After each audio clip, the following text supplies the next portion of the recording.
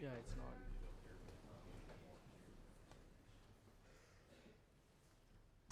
So it's good if I talk. Yeah, okay. That's what I thought. We hear you in here, but not Mm-hmm. Thank you. Please be seated. Prefect joke of the day is, what did the baby corn say to the mama corn? Where's popcorn?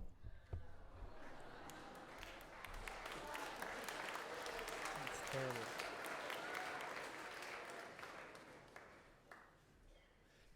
well done, Kieran. Thank you. Good morning, everyone. So, as I said the other day, lots happening over the last few weeks and over the last few days. So, catch up on a few of the things that have been happening.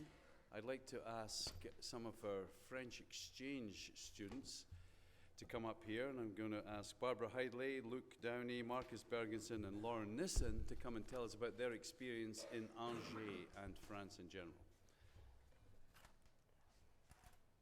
Voilà. As they say.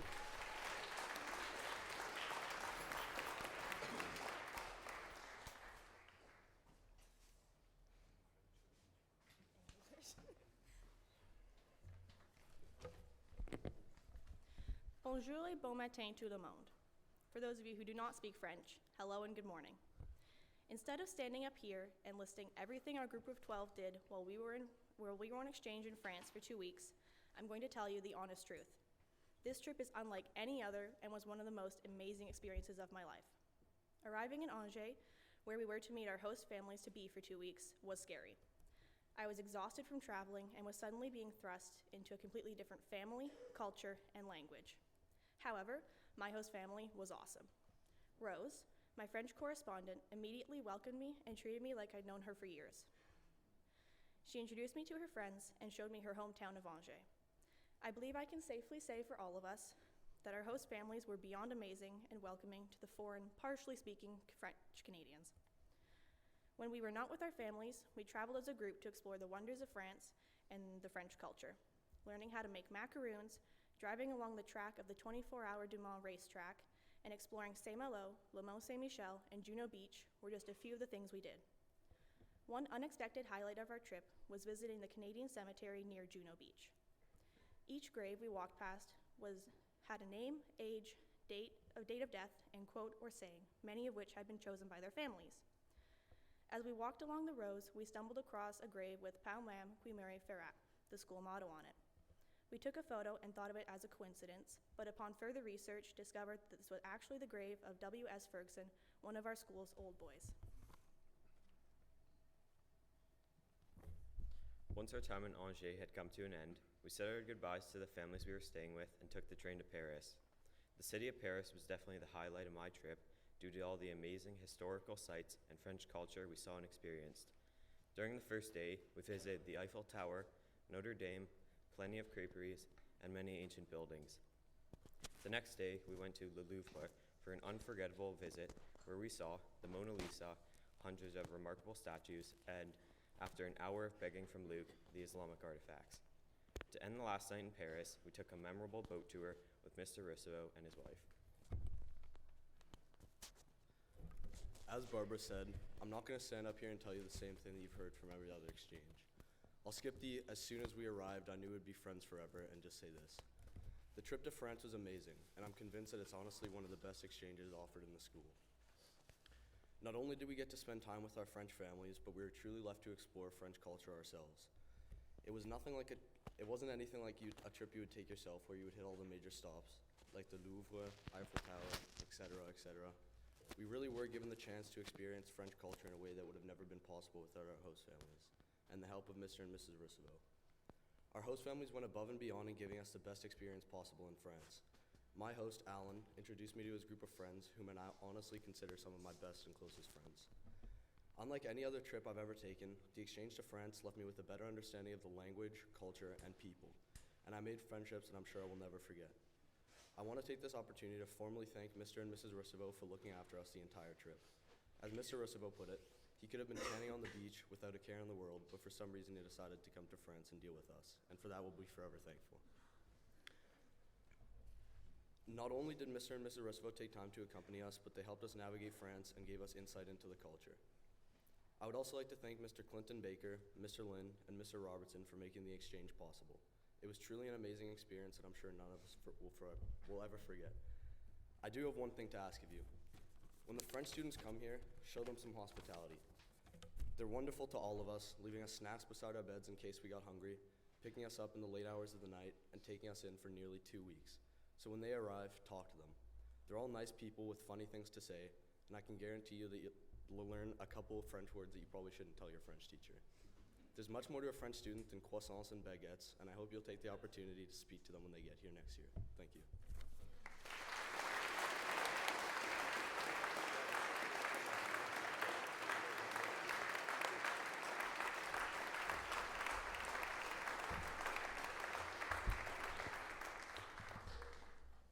Well done, you three. Thank you.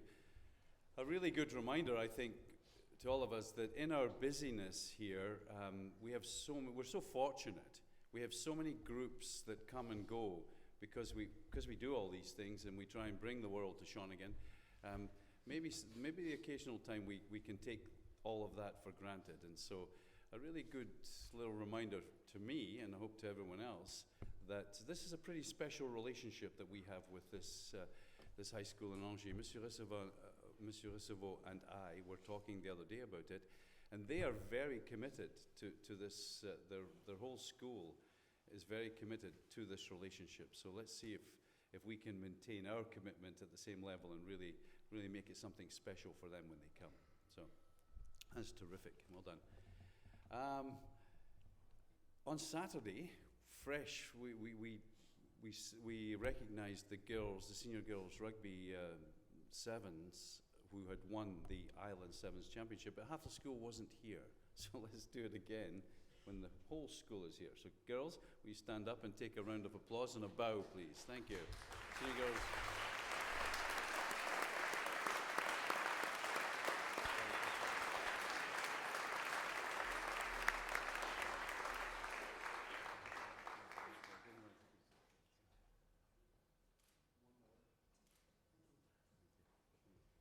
Thank you. So Taylor's given me a plaque which says Vancouver Island High School Girls Rugby Sevens Champions. Well done. Also winning championships were the junior girls soccer team in thrilling fashion. So they in their last game against Crofton House, they were 3-0 down, but undeterred, they came back to tie the game at 3-3 and then won it on a shootout. How good is that? So I don't know if they've got a plaque or a trophy or anything else, but I'd invite the junior girls soccer team to stand and again take a bow and our congratulations and thanks. Well done. There you go.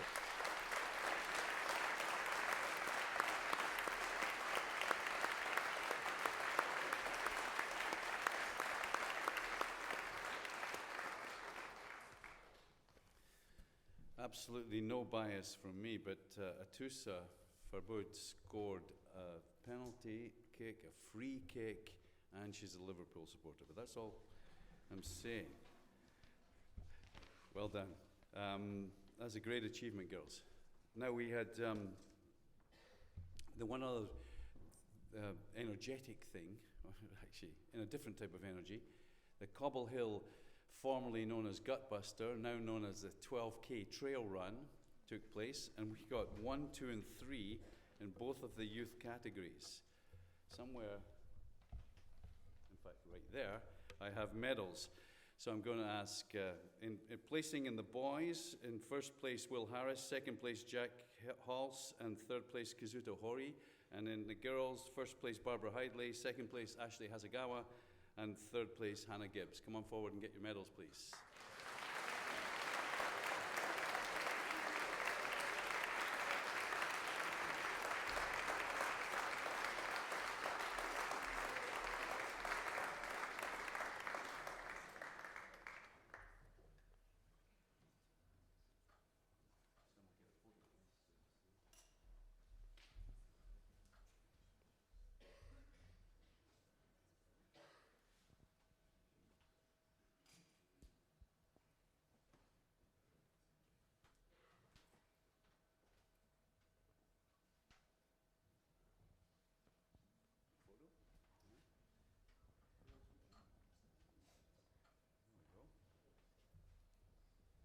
actually, hold on, Mr. Lane. So, Mr. Massimo came second in his category with his old knees, which is absolutely admirable, in the over 70s category. No, he wasn't the over 70s, but Mr. Massimo, you should come in this forward. Come on.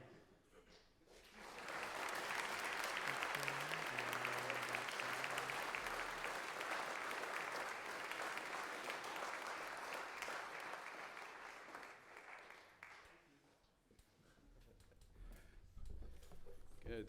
Okay. So one of the highlights of the weekend was undoubtedly the Shawman. A huge success. All the visitors that we had, the quality of the debate, the consensus, the research, all aspects of this were superb. And I touched upon the quality also of the opening address by Ingrid Vanderveld, which I recommended to those who were listening to me at the end of chapel. I gather it's up on YouTube now, so you should actually check that out. But so I would like to congratulate all involved in Shawman. This is has become over the years an increasingly important and valid activity for us to do, and it's a real source of pride to see where it's at now. So all of you who were involved in participating or organizing Shawman, I'd like you first of all to stand, please, and take our applause. Yeah.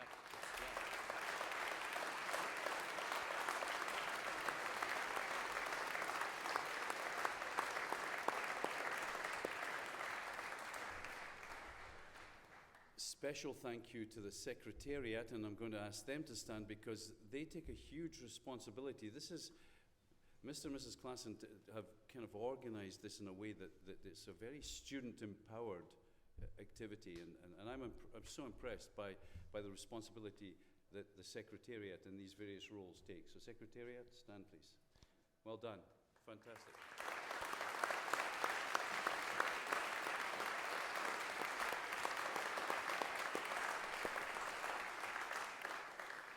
At the risk of having you up and down like a yo-yo, I am actually going to ask Zane to get a particular recognition, because Zane was the Secretary General, and he single-handedly took on the responsibility of securing the guest speaker, conducted all the interaction, all the correspondence, all the negotiation, and all the arrangements, and it was remarkable. In fact, she remarked on that, just how mature and pleasant to deal with Zane was, and that was one piece of what he was doing. So Zane, you did us proud. Well done. Thank you.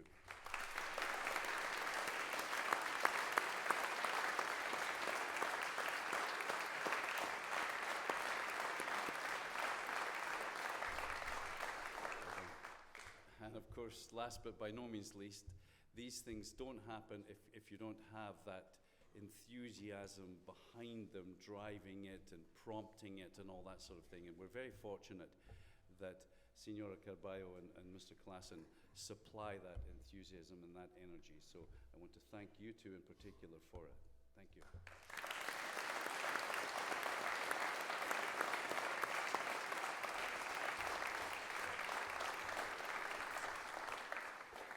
So there we are, lots of good stuff. I would like to pass on to Mr. CB right now. Yeah? Thank you.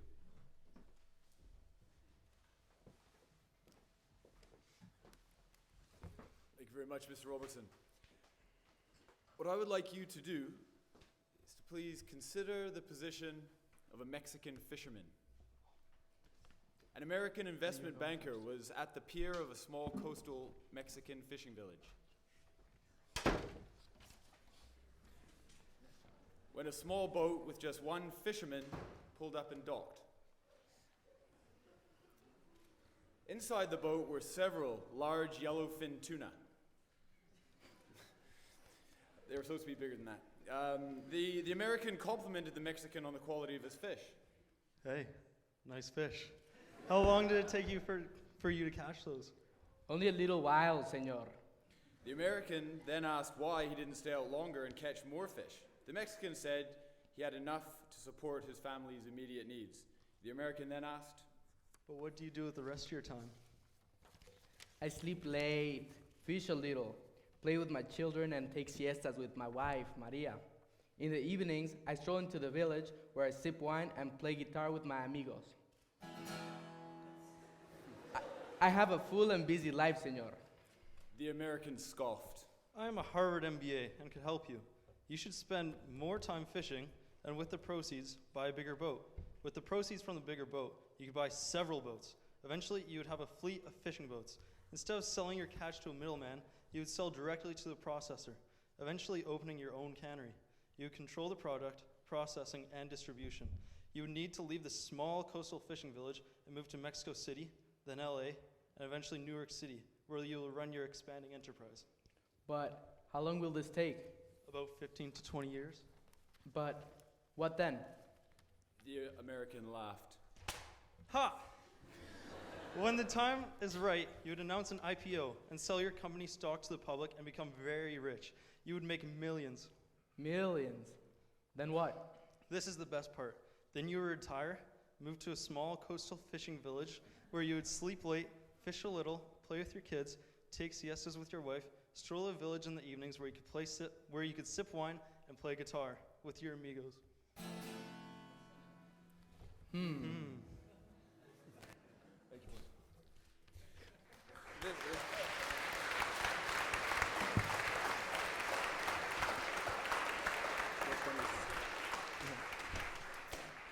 This little story contains a number of messages that I think are worthy of discussion. Being more with less is certainly one of those. But what I would like to focus on is the decision that our Mexican friend has to make. Is he to blindly follow the advice of a well-qualified and experienced individual, or is he to make a choice that he sees as the right one and back his decision? Will he choose to be the captain of his own ship?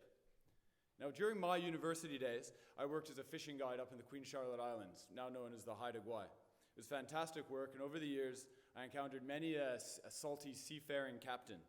Now, the best of these would take their own information or their own experience, and they would mix that with information that they gathered from weather broadcasters, from the first mate, from deckhands, all sorts of different people, before making a decision themselves based on what they thought was best. And so we get to you. At Shawnigan, all of you are surrounded by so many different layers of support who make it their life's work to guide you on your journey to becoming the best version of yourselves. Working with your parents and guardians, your house directors, your advisors, teachers, coaches, extracurricular coordinators, and student leaders lend their experience and their expertise to lead you and to guide you on your journey. Now, it's vital. It's really vital that you take this support, but it's also important that you don't become a passenger on the journey. Captain your own ships. Now don't get me wrong, I see this happening absolutely daily. From the conversations that are happening about your course selection, that have happened or are happening about your course selection, to your university guidance chats, to the outstanding student leadership that we talked about just earlier at the Shawnigan UN, the Shawman, the Model UN. The education that you receive on how to stand on your own 2 feet and to advocate for yourself must be up there with some of the most important lessons that you guys are receiving every day. It certainly is worth the effort. So what I'd like you to do as you head off onto your busy Tuesday is to be aware, I challenge you to be aware of those challenges and those opportunities, not just to blindly follow, but to recognize what situation you are in, and to be the one, after taking on the advice from the others that you trust and respect, you are the one that really makes your decision. It really will be worth your while. Thank you.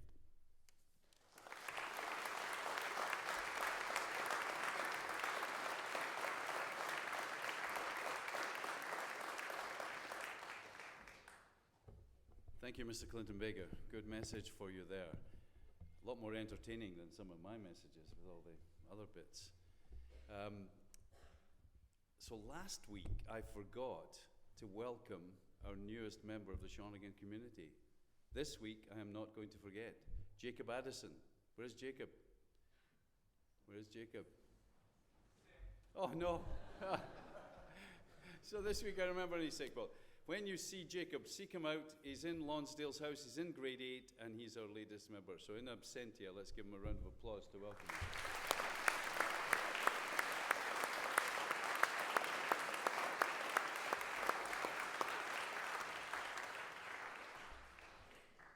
Thanks, everybody. Despite the cold, it is sunshine, and we're getting sunshine sometime soon.